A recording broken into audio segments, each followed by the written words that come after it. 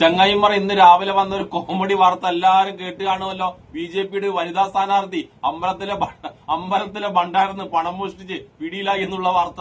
ഇനി നിങ്ങൾ നോക്കിക്കോ, നമ്മളെ നാട്ടിലെ സംഖ്യലുണ്ടല്ല ഇതിനെ ന്യായീകരിച്ചുകൊണ്ട് വരും. എന്താ പറയാന്നറിയാം, നമ്മളെ പ്രഭാവതി ചേച്ചി ഭണ്ഡാരം പൊളിച്ചതല്ല, ഭണ്ഡാരത്തിന്റെ പൂട്ടുണ്ടല്ല, ആ പൂട്ട് നല്ലതാണെന്ന് നോക്കിയെന്നും പറഞ്ഞ് സംഖ്യകൾ വരും. നിങ്ങൾ നോക്കിക്കോ, വേറൊന്നും വേണ്ട. നിങ്ങൾ അടുത്ത കാലത്ത് നോക്കിക്കോ, ഏറ്റവും കൂടുതൽ ന്യായീകരണ കേസുകളായിട്ട് വരുന്നുണ്ടല്ല സംഖ്യകൾ തന്നെയാണ്, എല്ലാ സംഖ്യകളാണ്.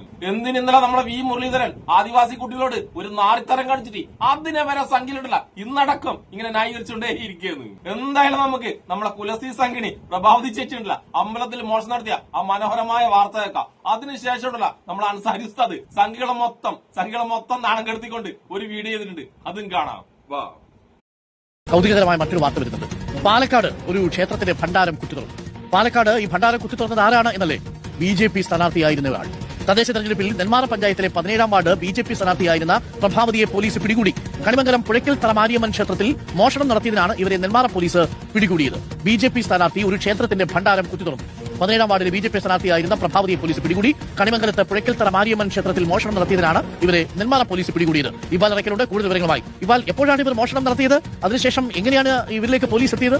അരുൺകുമാർ, ഇക്കഴിഞ്ഞ മെയ് 29 രാത്രിയായിരുന്നു ഈ നെന്മാറ കണിമംഗലം ക്ഷേത്രത്തിന്റെ ഭണ്ഡാരം കുത്തിത്തുറന്നുള്ള ഒരു മോഷണം നടന്നത്. പിന്നീട് മെയ് 30 രാവിലെയാണ് ക്ഷേത്ര ഭാരവാഹികൾ ഈ മോഷണ വിവരം അറിയുന്നത്. ഉടൻ തന്നെ പോലീസിൽ വിവരം അറിയിക്കുന്നു. തുടർന്ന് നെന്മാറ പോലീസ് നടത്തിയ അന്വേഷണത്തിനിടയിലാണ് ഈ ക്ഷേത്രത്തിന് സമീപത്തെ CCTV ദൃശ്യത്തിൽ നിന്ന് ഈ പ്രഭാവതിയുമായി ബന്ധപ്പെട്ട ചില വിവരങ്ങൾ പോലീസ് സംഘത്തിന് ലഭിക്കുന്നത്. പിന്നീട് പോലീസ് ഇവരെ വിളിച്ചു വരുത്തുകയും ചോദ്യം ചെയ്യുകയും ചെയ്തതോടുകൂടിയാണ് ഈ മോഷണം ഇവർ കുറ്റം സമ്മതിക്കുകയും ചെയ്തിട്ടുള്ളത്.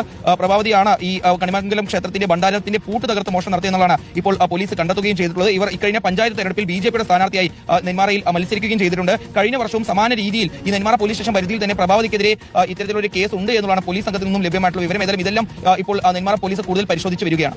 നെന്മാറ പഞ്ചായത്തിലെ 17ാം വാർഡിലെ വോട്ടർമാർ ജസ്റ്റ് മിസ്ഡ് എന്ന് വേണമെങ്കിൽ പറയാം. പ്രഭാകര എന്നൊരു വിളിയുണ്ടല്ലോ സിനിമയിലെ, അതേപോലെ പ്രഭാവതി. എന്റെ പ്രഭാവതി ചേച്ചി, നിങ്ങളുണ്ടല്ല പൊളിയാണ്. നിങ്ങളുണ്ടല്ല ഒരു BJP-കാരത്തിയാകാൻ വേണ്ടി എല്ലാ യോഗ്യതയുണ്ട്. എന്തിന് നിങ്ങളുണ്ടല്ല നമ്മളെ ചന്ദ്രശേഖരൻ മുതലാളിയില്ലേ, മുതലാളിക്ക് ഒരു വലിയ എതിരാളിയാണ്. പിന്നെ വേറെ പറയുന്നുണ്ടല്ലേ നമ്മളെ പ്രഭാവതി ചേച്ചി ഉണ്ടല്ല കഴിഞ്ഞ വർഷവും ഈ പരിപാടി നടത്തിയെന്ന് പോലും. എന്നിട്ട് ഇങ്ങനെ ഒരു സംഭവം നമ്മൾ ആരെങ്കിലും കേട്ടോ? ആരും കേൾക്കൂല. കാരണം സംഖ്യലുണ്ടല്ല അതിന്റെ ഉള്ളിൽ തന്നെ ഇത്തരം കാര്യങ്ങളുണ്ടല്ല മൂടി വെക്കൂ. എന്നിട്ട് ഇമാതിരി കളവ് നടത്തുന്ന സംഖ്യകൾ പറയും ക്ഷേത്ര പറഞ്ഞുണ്ടല്ല മൊത്തം ഇവർക്ക് കൊടുക്കണമെന്ന്. അങ്ങനെയെങ്ങാനും ക്ഷേത്രഭരണം മൊത്തം സംഖ്യയുടെ കയ്യിലാണെങ്കിൽ പിന്നെ ഒന്നും ബാക്കി വെക്കല് വരും. ഇനി നമുക്ക് എന്തായാലും ഉണ്ടാവും നമ്മൾ അൻസാരി ഉസ്താദ് സംഖ്യകള നാണം കെടുത്തി വിടുന്ന ആ മനോഹരമായ വീഡിയോ കണ്ടിട്ട് വരാം.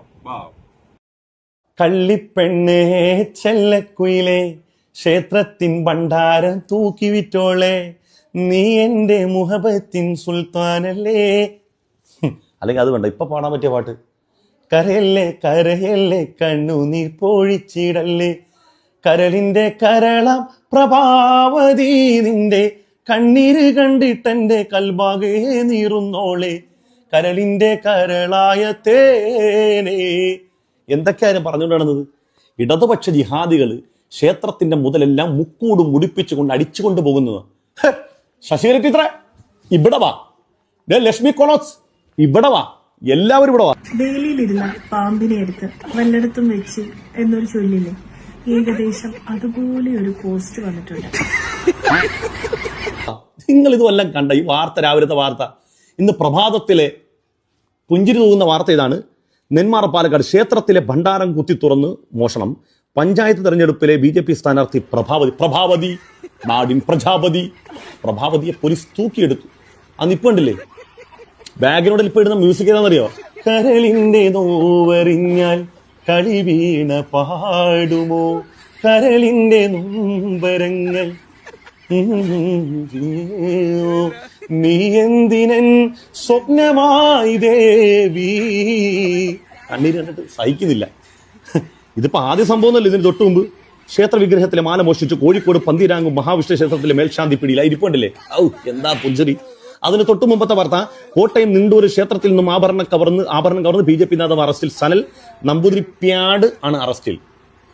ഇതൊക്കെ നിങ്ങൾ തന്നെ കൊണ്ട് വെക്കുന്നു രാമ, നിങ്ങൾ തന്നെ മോട്ടിക്കുന്നു രാമ. എന്നിട്ട് പഴികളെല്ലാം ഞങ്ങളെപ്പോലുള്ള പാവങ്ങൾ.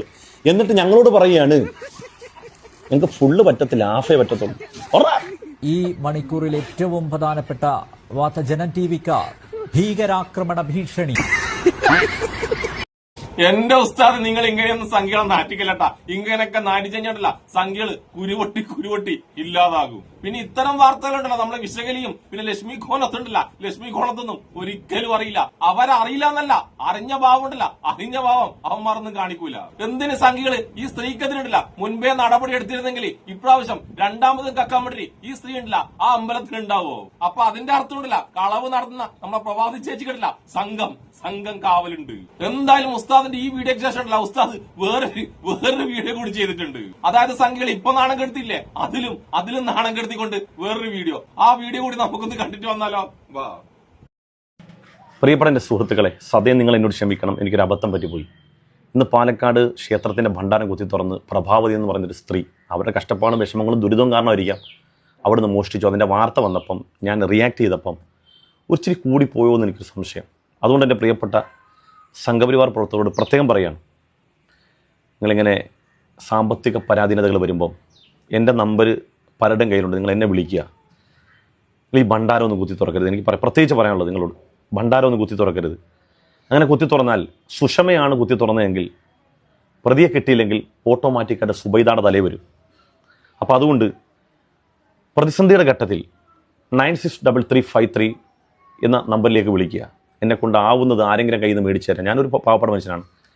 നിങ്ങൾ ക്ഷേത്രം കുത്തി തുറന്ന് നാട്ടിൽ കലാപവും പ്രതിസന്ധി സൃഷ്ടിക്കരുത്. അതുകൊണ്ട് എൻ്റെ പ്രിയപ്പെട്ടവരോട് എനിക്ക് പറയാനുള്ള ഒരിക്കൽ കൂടി, നിങ്ങൾ അങ്ങനത്തെ എടുത്തുചാട്ടത്തിലേക്ക് പോയി കഴിഞ്ഞാൽ നമ്മുടെ നാടിൻ്റെ സമാധാനവും സന്തോഷത്തിൻ്റെ സന്തുലിതാവസ്ഥയൊക്കെ തകർന്നു പോകും. അതുകൊണ്ട് പരമാവധി നിങ്ങളുടെ കൂട്ടത്തിൽ ഇപ്പോൾ ശശികല ടീച്ചർ, അതുപോലെ തന്നെ നമ്മുടെ ലക്ഷ്മികാനത്ത് എല്ലാ ദിവസവും മറുപടി പറഞ്ഞ് ഫേസ്ബുക്കിലൂടെ കിട്ടുന്ന പൈസ കൊണ്ട് പുതിയ സാരി വാങ്ങുന്നുണ്ട്. അവരോടൊക്കെ ഒന്ന് ബന്ധപ്പെട്ട് നോക്കുക. നമ്മൾ സാമ്പത്തിക പരാധീനതകൾ വരുമ്പോൾ ഒന്ന് ബന്ധപ്പെട്ടിട്ട് എന്തെങ്കിലും കിട്ടുവാണെങ്കിൽ മേടിക്കുക. അല്ലാതെ ക്ഷേത്രത്തിൽ പാവപ്പെട്ട വിശ്വാസികൾ കൊണ്ടിടുന്ന പൈസ മോട്ടിക്കരുത്. പ്ലീസ്. എന്തെങ്കിലും ബുദ്ധിമുട്ടുണ്ടെങ്കിൽ നിങ്ങൾ ഒരു നിലക്കും പറ്റാത്ത അവസ്ഥയിലാണെങ്കിൽ എൻ്റെ നമ്പറിലേക്ക് വിളിക്കുക.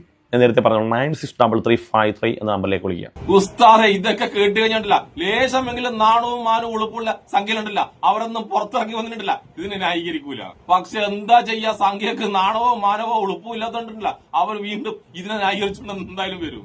എത്ര ക്ഷേത്രത്തിലെ മോഷണ കേസിലാണ് സംഖ്യകൾ പ്രതിയാകുന്നത്. എന്റെ സംഖ്യകൾ പറഞ്ഞ് ക്ഷേത്രത്തിന്റെ ഭരണം മൊത്തം സംഖ്യക്ക് കൊടുക്കണമെന്ന്. എന്താ അവസ്ഥ?